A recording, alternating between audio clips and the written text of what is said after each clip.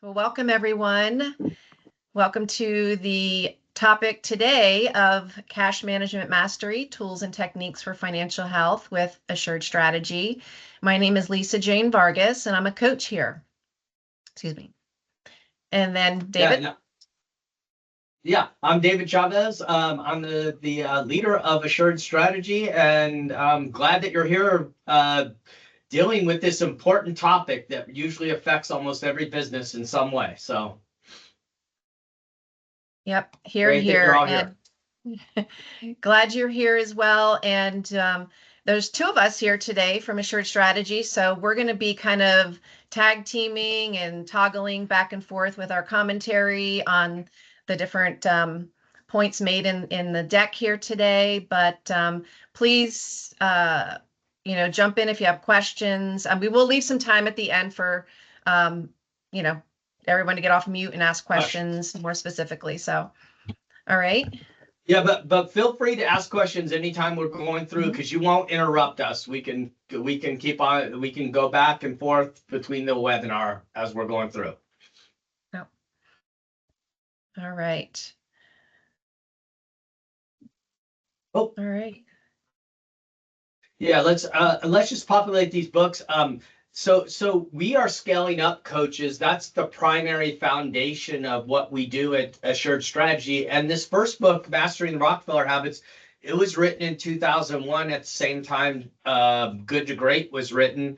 This Mastering the Rockefeller Habits book was written for mid-sized companies, where Good to Great was a little bit more for larger companies.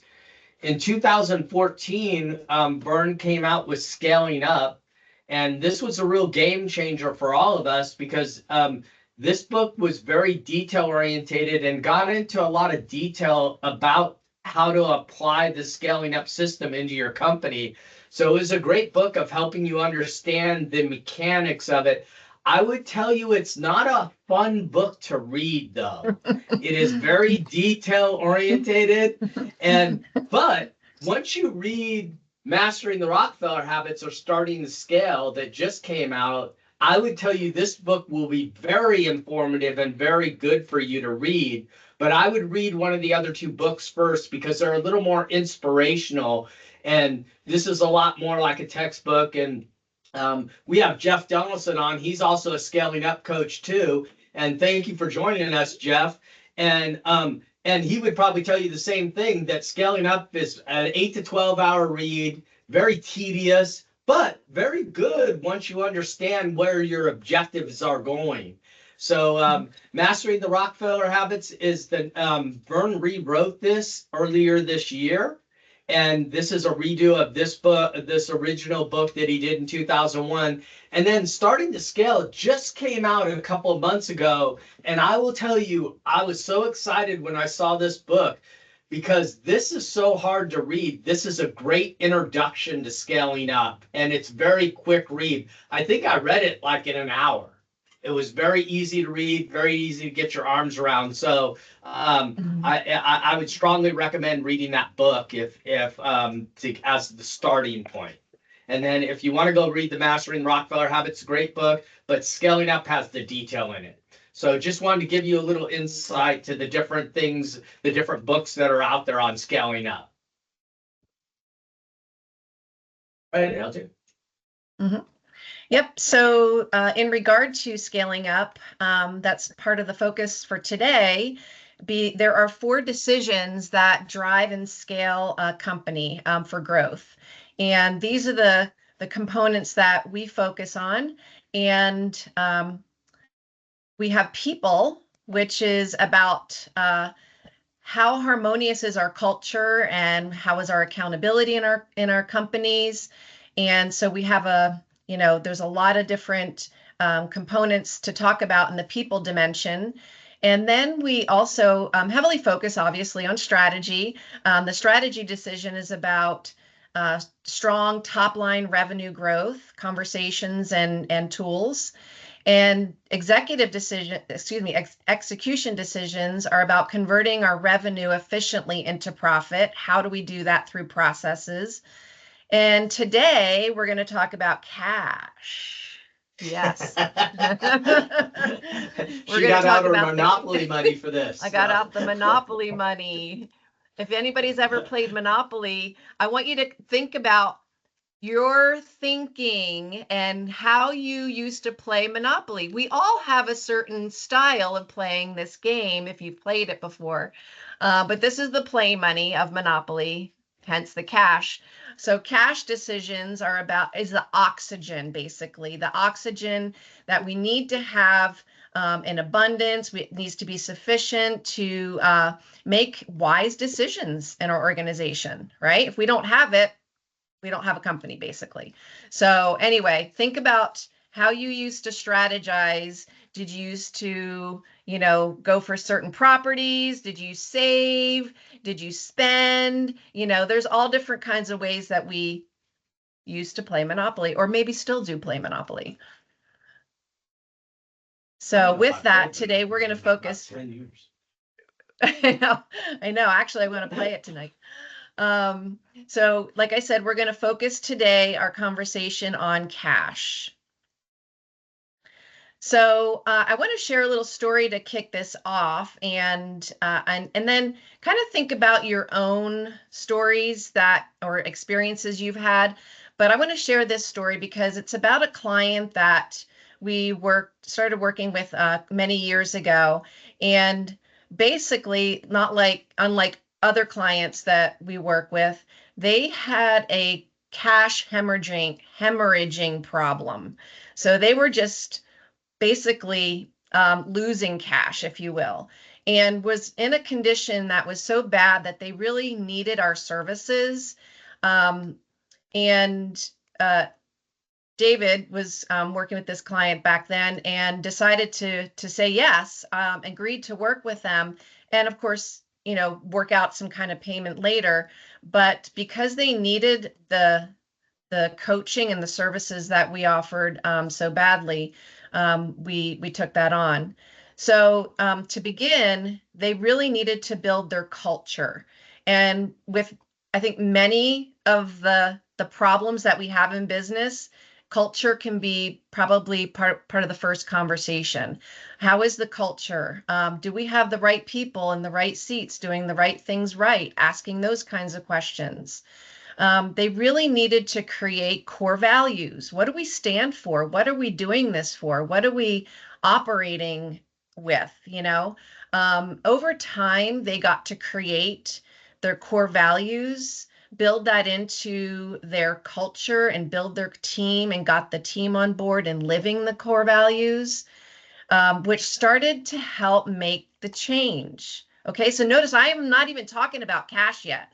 I'm talking about our teams, our people, our leaders, and how we show up into our organizations, and then scratching our head one day, like, how did I get here? I'm in this conundrum, right? So their financial difficulty didn't change overnight, but they started asking questions. How did we get here? They even had to take out a loan to survive, basically, to cover receivables so that they continue to operate. Sometimes we need to make those decisions in those moments, right? While we're trying to do some repair and get to the other side. So once they started learning about accountability, building team trust, becoming aware of their own behavioral styles and how that's contributed to the current state, things started to shift. And again, it didn't happen overnight. It took some time. So they also noticed too, and I'm going to go back to the people piece, we might have some C players here, players that might not be helping us move forward. So they had to make those hard decisions and let some of those C players go so that they could develop this kind of ownership culture, right? So some of the questions let me just interject a little bit in here too, because when we started working with this client, they were near bankruptcy. They were in such bad shape. Okay, and I would tell you that in companies' life cycles, that isn't as hard as you think it is to get there. And what it is just a series of inefficiencies that happen that cause the cash to diminish in the company. And no one was paying attention to cash, right? As LJ said, it's the oxygen that makes your body go. If I don't get enough oxygen, my body stops going. And so we really were trying to focus on making sure that they got cash back into their company. And sometimes what your intuition says, go work on cash, it isn't always the things that you think it is that you need to be working on. And that's what I think the point of everything that we're trying to make is that a lot of times it's making sure you have the right people in the right seats doing the right things right? Because how expensive is it when people are out doing the wrong things and not aligned to the company? It costs the company a lot of money often. So when we think about that, we don't always think about the impact on cash that has. Yes, and to piggyback off of that, how expensive is it to do a rework or retrain or train new employees, right? Not asking the right questions in the hiring process from the get-go. So those are the kinds of questions to ask yourself in this regard. So anything else? I'll just move on from there, David. Okay. Go for it. So with that, then, you know, a big part of what we do is, you know, and we want to emphasize for you as well is to really take a look at yourself. We have somebody with their mic on. Yeah. So, yeah. Is to start with ourselves, right? Because we can only control ourselves, but we can learn about ourselves and others on our team, right? So I just want to kind of take a sidestep here into ourselves. And one of the ways we can kind of just get some self-reflection, self-awareness, consciousness is through various assessment kinds of tools on behavioral styles and, you know, what motivates us and how we think. And one of the tools we work with is called Advanced Insights, or some people might have heard the DISC tool, which identifies different behavioral styles that we bring to the table. Okay. And it kind of takes a little bit of our history, our beliefs around money and financial health, but we get to take a look at ourselves and in how we operate and come to the team in then helping us make decisions. So we have the decisive style, and I'm going to go into a little the next slide or two about these in more depth, but we have decisive, we have an interactive behavioral style, stabilizing, and cautious. So once we kind of dive into this tool a little bit more from a behavioral standpoint for ourselves and then our team members, in particular executive teams, we can begin to work together in a way that's like a higher level than we were when we were making maybe some bad decisions, right? So now we have more awareness and we can talk about each other's strengths and weaknesses and strategize more effectively, right? Because the whole idea is to get to the results that we need and be in a better cash position. So we all have strengths and weaknesses, and that they all play a role in how we manage our finances. So I'm going to just challenge each of you to kind of take a look at that on your own for yourself. Maybe it's a side, you know, homework that you do for yourself. Like, what are your core beliefs around money and financial health? Maybe just take a look at that. We're not going to do that here in the webinar, but I wanted to put that out there for you guys. Mm-hmm. Yeah, and if you want a DISC profile at the end, we'll share a QR code with you where you can get one. Yep, and we offer that for you for sure. So as I mentioned in the different behavioral styles, I'm just going to do super high level here, just kind of what each style brings to the table. And by the way, we are all these particular styles, but like anything else, we lean into, we display, we behave probably more in one or two of these naturally, right? So we have natural styles and adaptive styles. So naturally our Ds, and I'm going to go from a high because it's on a scale, high Ds come with a behavioral style as being innovators and decision makers, movers and shakers, getting things done. We need our high Ds on our teams to be this, right? To help us make decisions and get things done. So I'm kind of focusing on the strengths here of these different styles. And as I'm mentioning these, just kind of think of yourself like, oh yeah, that resonates for me, and that might be part of your behavioral style. And that's what you can bring to the leadership team. High Is are considered to be inspirational and motivating. They're great communicators. They're very interactive. They make really good coaches. They're very enthusiastic in their style. Your high S's are reliable, dependable, very team focused. We need our high S's to be the stabilizers on the team, maybe take a pause, when our high Ds want to move more quickly. So we kind of, again, learn how to manage that on a team to help our strategy. Once on board, they'll be change agents. They'll help with change, not always liking change up front.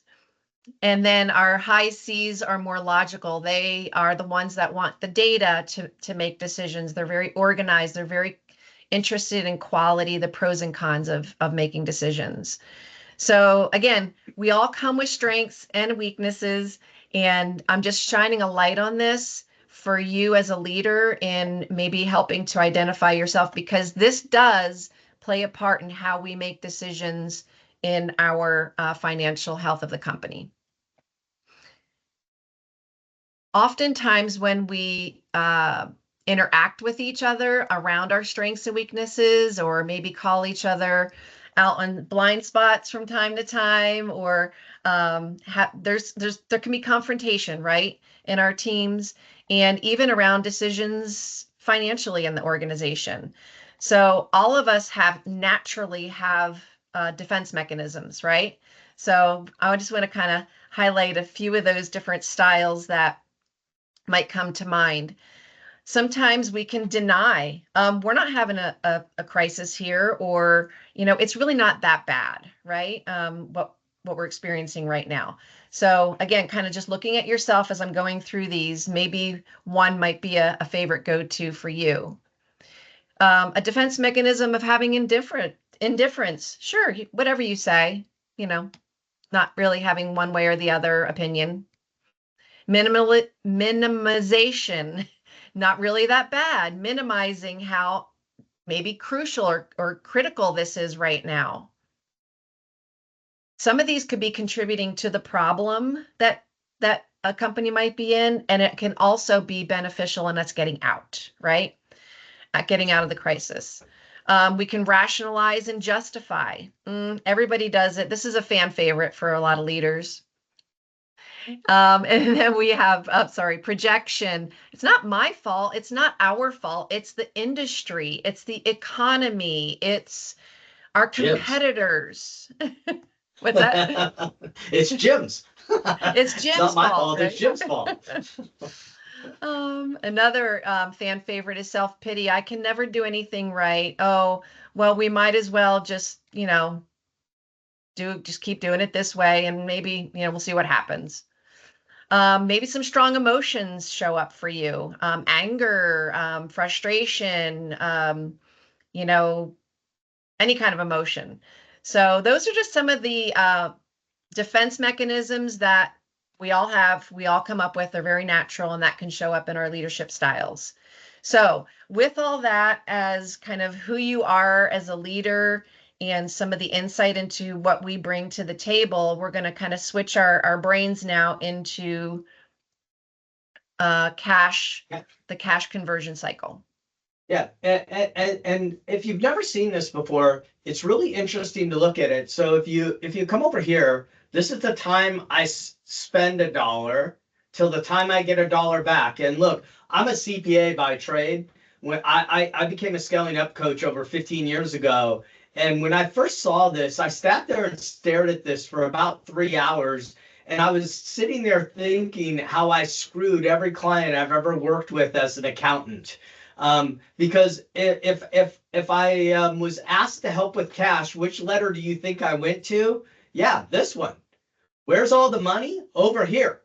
And it's locked up in inefficiencies. So the time I spend $1 to the time I get $1 back, how long is that cycle time?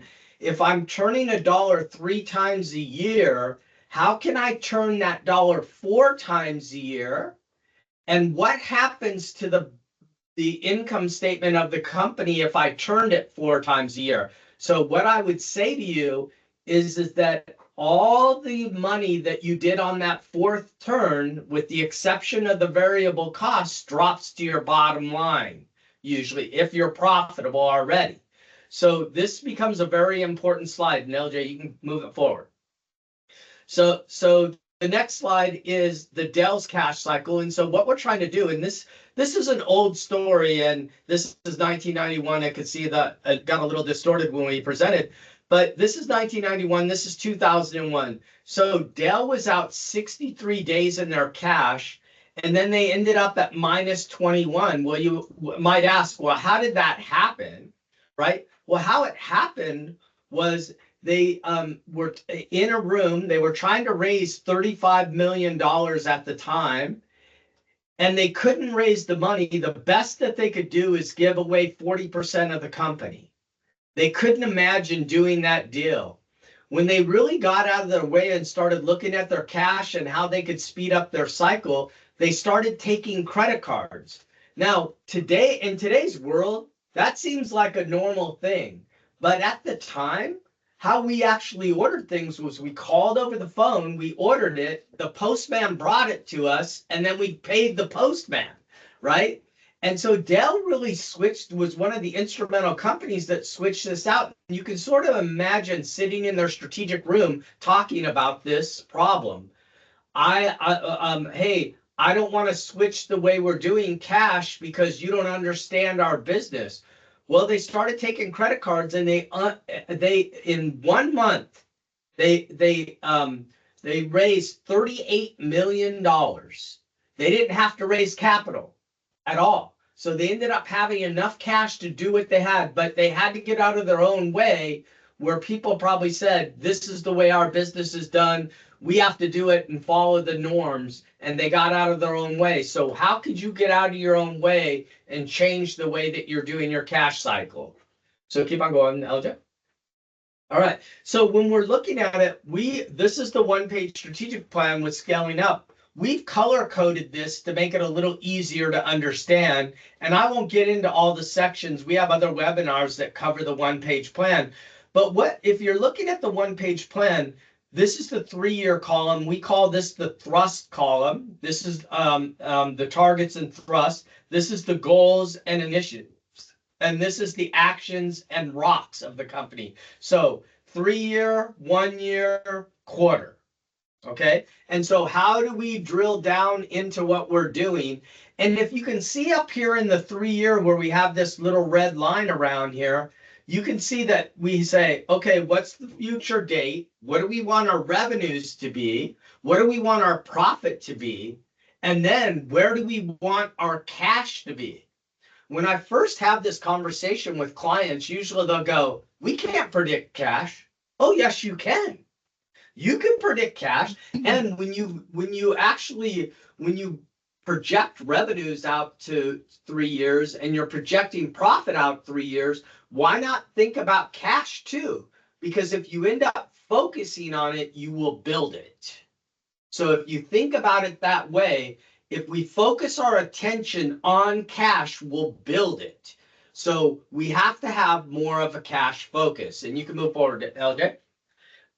All right, so this is some of the things that we do. This is a start, stop, keep conversation. And inside of the of scaling up, there's a thing called the Rockefeller Habits Checklist. I don't know if any of you are aware of scaling up, but in that checklist, on number 5, we say that we have to get employees' feedback. The best way I've found to solve cash problems is talking to the employees in the company and asking them where the cash is wasted.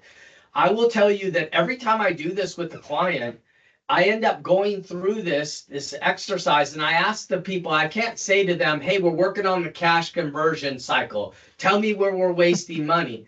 You can't say it that way. You could just say to them, hey, I know a lot of you would like to have raises, right? I know a lot of you know where we're wasting money, and we've never asked you where we're wasting money. Where do you see us wasting money? And that is a great way to start this conversation, because your employees want a raise. You're telling them that we can't give them a raise because we don't have enough cash. And they're going, well, you're wasting cash all over the place. So where is cash at, right? And when you sit down and have this conversation, at the very end, I'll ask them, why have you not shared this with your leadership team? You could probably guess what the answer is: because they never asked. And so you never get the feedback because you never ask them for the feedback. So go and talk to the line employees. They know where a lot of cash is being wasted. All right. And these start, stop, keep conversations are really powerful. What should we start doing? What should we stop doing? And what should we keep doing? Because oftentimes, and one of the examples, I love that LJ put this, she put this slide in, she wanted to put it in here. I have a really good story from one of my clients. We're in a retreat, and we're talking about this start, stop, keep conversation. And one of the CFO raised her hand, and she said, you know what? I had one of these with one of my controller, and he had asked me, why am I doing this consolidating sheet? And she said, what consolidating sheet? He said, well, I've been doing this every year. You asked me to do it like 9 years ago, and I did it. And I've been doing it every month ever since. And I don't think anybody's looking at it. And I'm spending a day on it every month. She asked him to do it one time. He just kept on doing it every month, not realizing no one needed it. And in this conversation, it actually came up because he was saying, maybe I should stop doing this. And the CFO didn't even know he was still doing it for 9 years, every month, one day. Think about the loss of cash there, right? Because that's a lot of money when you add all that up. And especially when you're talking about a controller that's making pretty good money, like up into the 6 figures. All right, so keep on going, LJ. So start, stop, keep conversations are very effective. Go ahead, LJ. I'm sorry. Yeah, I just wanted to add, because tying this into asking your team these kinds of questions and leading in with the way that David just explained is so important when we focus on a company culture of core values and building trust and being able to have these conversations and having weekly meetings with your one-on-ones. And so it becomes more natural and normal instead of just kind of out of the blue. So it's part of that whole Rockefeller habit system, which is really awesome if you can take a look at that. And I do have a story that a company that I worked with, which was pretty large, like 300 people. And this question was asked. And all I remember is paper clips. Like that was the response where there was excess spend, and why are we spending on paper clips? Seriously. And so, that, because I was on the executive team, so that was, I remember part of the conversation. But, the question really is like, what should we start doing to be more effective? What should we stop doing to be more effective? And what do we need to keep doing to be more effective?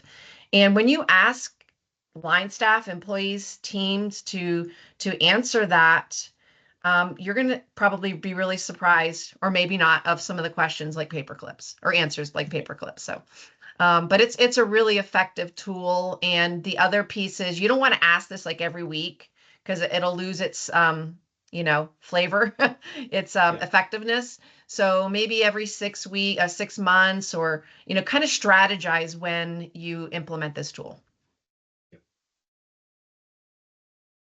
Okay, so let's talk about liquidity. So liquidity is the foundation of growth and profitability. And how I like to talk to businesses about this is, if you really think about it, I need money to run my business. And if I run out of money, I can't grow. If I can't grow, I'll probably lose my profitability over time. So liquidity is the foundation of growth and profitability. And what I see quite a bit out there is people spreading out their resources too thin. In other words, I'm trying to grab and get 7 things done when I should maybe just get 1 thing done and do it really well, instead of spreading myself out too thin and spreading my cash out too thin. Because if you think about initiatives, they take cash and resources. And the resources oftentimes are people inside of companies, right? And people cost money. So when I put them on an initiative, if I put them on 3 initiatives and they're sprinkling dust on all 3, and they don't get any of them done, they don't pay us back. If I just get 1 done and it can start paying me back, it may fund where I can do 2 next time. Then they start funding the 5 that I could do next time. You understand? So sometimes starting out to do less is more, ends up being more for you, because I can start to build up my cash and actually get the benefit of getting some of the initiatives done. Next slide, LJ. All right, and this is one of the tools that we use quite a bit. It's typical waste inside of a company, and you can see the different things. So when you're looking at this, this is processes, right? How effective are our processes? And oftentimes when we start talking about cash, and LJ and I were talking about this a little bit before we did this webinar, it's so funny how people think that processes aren't cash. They are, because there's a lot of waste oftentimes in processes. So what waste do we have in quality, delays, getting the right people in the right seats, control of production, optimizing process flow, valued to deliverables? Where are we at with this? Are we wasting money? Are we gaining money from doing this? Is it as efficient as it could be? These are all questions we need to ask. Keep on going, LJ. All right, so this is the balance sheet and income statement. LJ, you can just flip through this one too, because this, I think all of you have seen these before. We have this as a little example, but I wanted to get to this one because this is the really important one. So oftentimes when we get financial statements, I see balance sheet and income statements, and that is not correct. It is a balance sheet, income statement, and cash flow statement. When an accountant says financial statements to another accountant, we imply all 3 of these statements, not 2. And I see just the balance sheet and income statements in a lot of companies, where the cash flow statement is probably the most important statement that you could have in your company, right? So if I'm a leader in a company and I'm not looking at a cash flow statement, I'm really damaging the way I'm looking at the business, because profit is not necessarily cash all the time, okay? And it gets locked up in AR. And you can sort of see this relationship, relationship in the change of cash to one balance sheet to the next. You could say the beginning balance sheet to the ending balance sheet, the income statement and the cash flow statement, and how all of these statements interact with each other to make the financial statements, implying all 3. And believe me, we've done webinars on this very topic. So if you want, you can go back and look at this webinar where I actually go through this methodology. But I wanted to bring it back into this conversation because it's so critical to understand that there's 3 statements, not 2.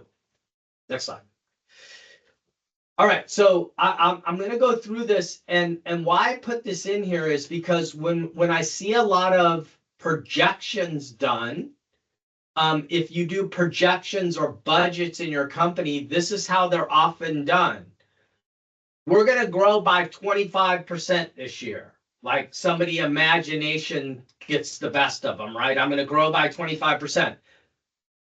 I have no data or support of how I'm going to realize that 25%.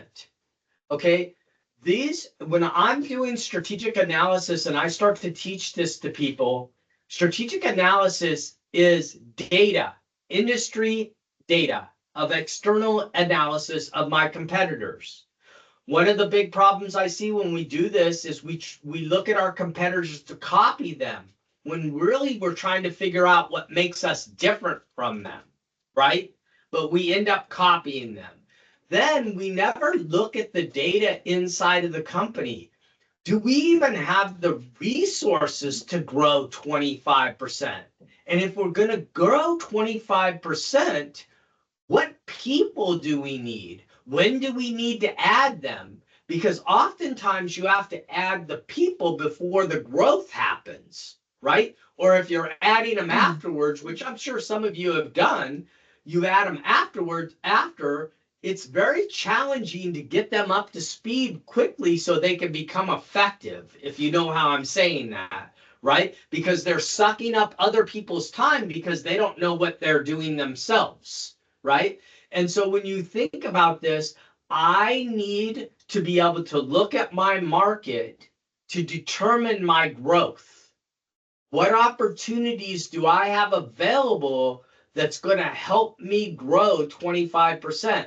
I'm fine with somebody going, hey, I want to grow 25% next year. Okay, if you want to grow 25%, what's the market saying to you about your opportunity to grow? And then what internally resources do we have to be able to grow? So the next, after I get this data, I can actually do a strategic evaluation. Okay. And once I'm doing a strategic evaluation, now I'm determining my strategy scope of what my strategy is going to cover, my positioning, my stance, my fit, and my logic, my business model to my system that I'm going to run, right? What inefficiencies do we have in the model? We already talked about that with those typical waste. And so then I execute on that system, and then I just keep on going through this. And as I'm going through this and I start to approach this model, I start to get smarter and smarter. And if these two blue boxes are true, and I'm really getting good data on internal and external data, internal, my own data, who's our customer, who's optimal profit for us, who is my competitor, what are they doing in the market, are they copying me, do I need to change what makes me unique because my competitors are going to copy me? And if you're doing something unique, your competitors will copy you, right? Because they want to try to emulate what you're doing because you're obviously resonating in the market with what you're trying to do, whatever your service or your business is. And then I do a strategic evaluation, scope, positioning, and execution. So back to the cash conversion cycle. And right here is our cash conversion cycle tool. So the time you spend $1 to the time you get $1 back. And you can see there's three things that we look at. We look at shortening the cycle time, the cycle of my model. So sales, how do I shorten my cycle time? LJ talked about DISC and bringing in behaviors into this conversation. My behaviors as a salesperson. Now, if I was going to ask to describe a salesperson, I would probably describe them as very confident, very driven. There's different types of salespeople in other companies, but I see the majority of them probably fit into this role. There's other types, but I would say this is probably a common thing. One of the things salespeople don't do well is document things, right? I can't get them to do their expense report. I can't get them to get stuff into the CRM. I can't get them, but they don't understand the importance of, if we track this data, we can start to understand what we're doing wrong and, more importantly, doing right. Okay? 96% of the things businesses usually do are correct, but we process what we did wrong. I want to process what we're doing right, but if we don't capture what we're doing right, we can't process it and then leverage that in other places in the company, if you understand how I'm saying that, right? So shorten the cycle time. I want to eliminate mistakes, and we talked about that in that waste tool, right? And then I want to improve my business model. I would say the shocking thing is, for me, I go into a lot of companies, and guess what's not documented? The business model. So I have a model or a flow that I put my customer through. If you can think about it like a step-by-step process I'm putting my customer through, we don't have that documented. And so we change something, not realizing the effect that it has further down in the line. Do you understand how I'm saying that? If I had it flow charted, I could understand if I change this, what is the customer doing down here in step 8? And so I can actually look at it. So when you're thinking about the 3 things that we want to do, is we want to shorten the cycle time, eliminate mistakes, and improve my business model. And you can sort of see some of the ways that I'm doing it. And I would tell you that the majority of the cash is in A, B, and C, not D. D is historical. I'm just collecting what I already did. You understand how I'm saying that? Now, I'm not telling you don't pay attention to your AR and don't collect it. I'm not saying that. I would very much want to collect my AR, but I think that if you focus in on these other 3 items, you will find more cash than you ever imagined to find. One of my great stories of one of the clients I directly work with, and LJ and I actually worked with them a little. LJ worked with them a little bit too. When I went in there, they were probably at 4% profit, and the CEO kept on talking to me about how much his revenue was. And I just kept on telling them, I don't really care what your revenue is. I want to know what your profit is, and I want to know how much cash you have, which neither one existed, right? 4% profit is like close to bankruptcy, really. And then he had no cash. Well, he just bought another company because he has so much cash. Okay. And we turned this around in a short period of time just by fixing some of the inefficiencies in these 3 areas. And it was really powerful. What it did is gave him the money to build up his profitability. His profitability is like at 24% now.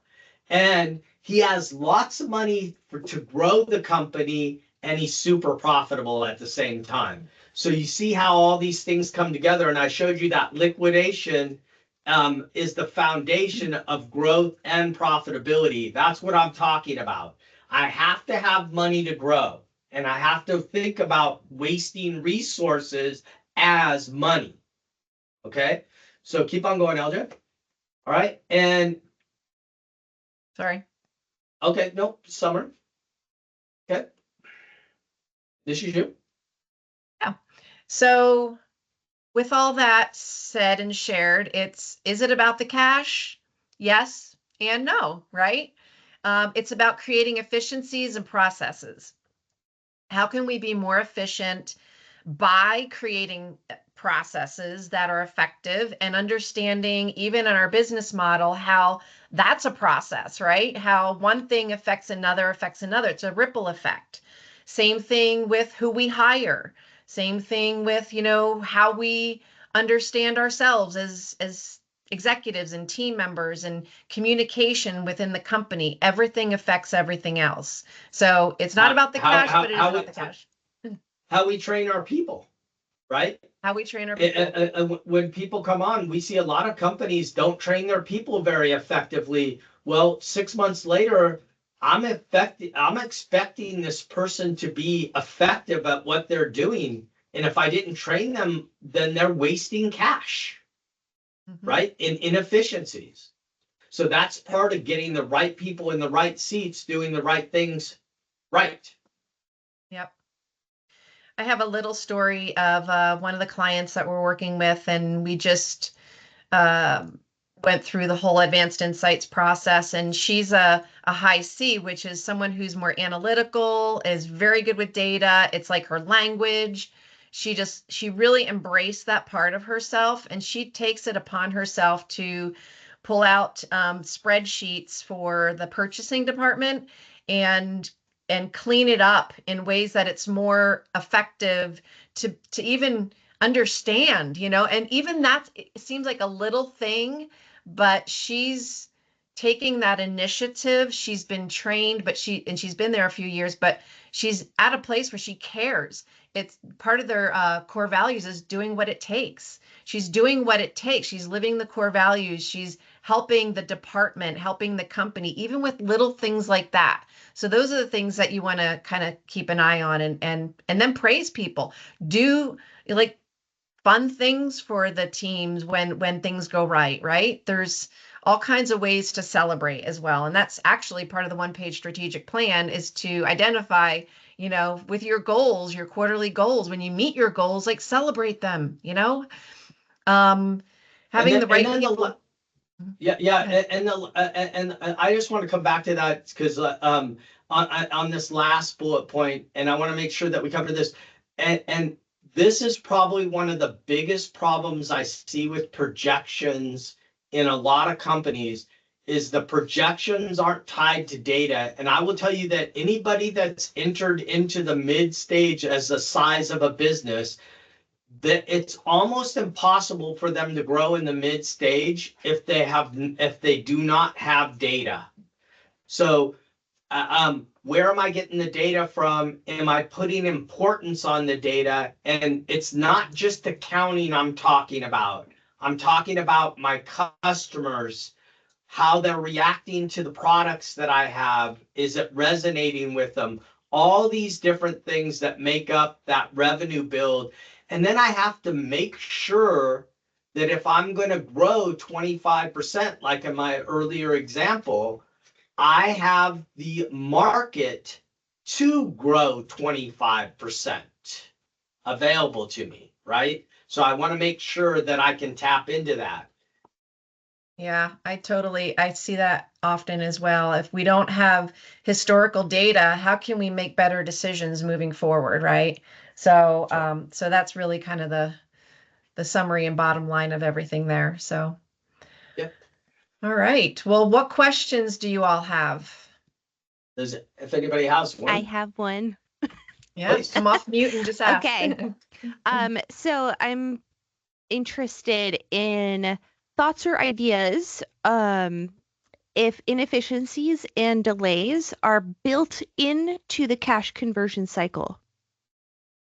Unavoidable. And for a little bit more explanation, we're specifically part of the healthcare industry, and 99% of our revenue comes from insurance companies who like to play games and lose authorizations and just fun things like that. I've got outstanding claims from 6 months that I'm still fighting on. And just a normal revenue cycle, claims can get paid in 2 weeks, or 90 days is the limit that insurance companies give us. So it's kind of a crapshoot as to when that money's coming in.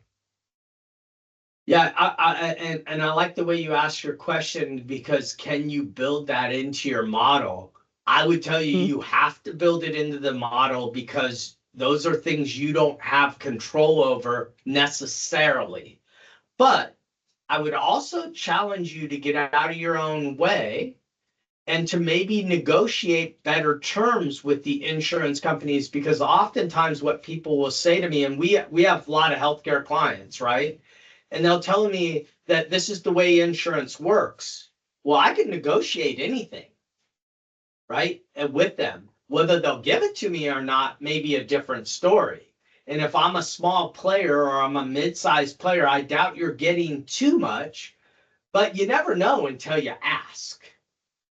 So I would probably ask as much as I could, but to answer your question, yes, I would build it into my model, that delay. So where would that go? Like if we can go like 2 slides back. Uh-huh.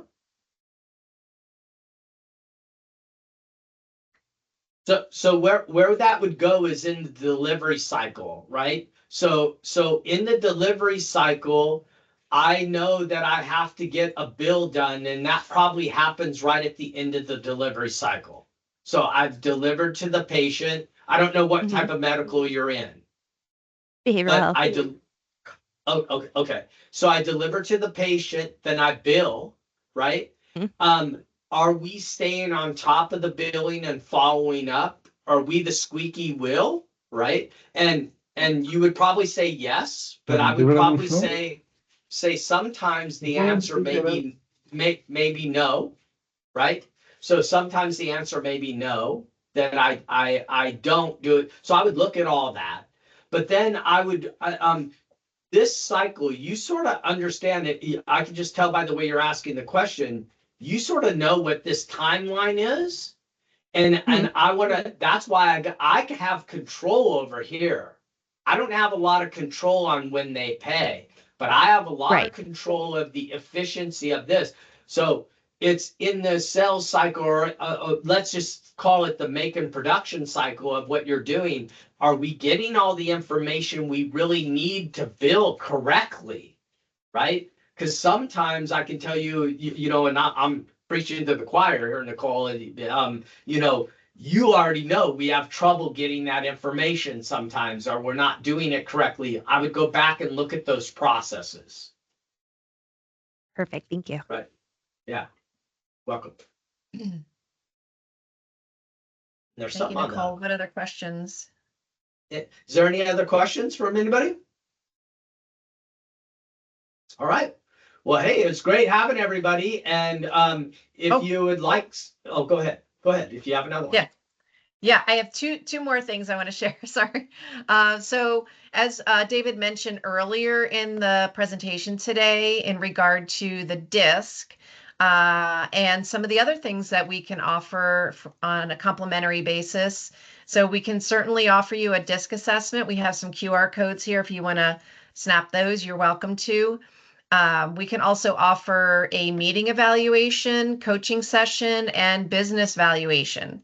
So please take us up on this. And the other one that's not on here is from a process, since we're talking about processes, we could also offer a complimentary gap assessment. And you'd have to just email me on that, and I'm happy to set you up on that. So let me leave that here for a second if you want to use that. And then I'm going to forward it over to my email.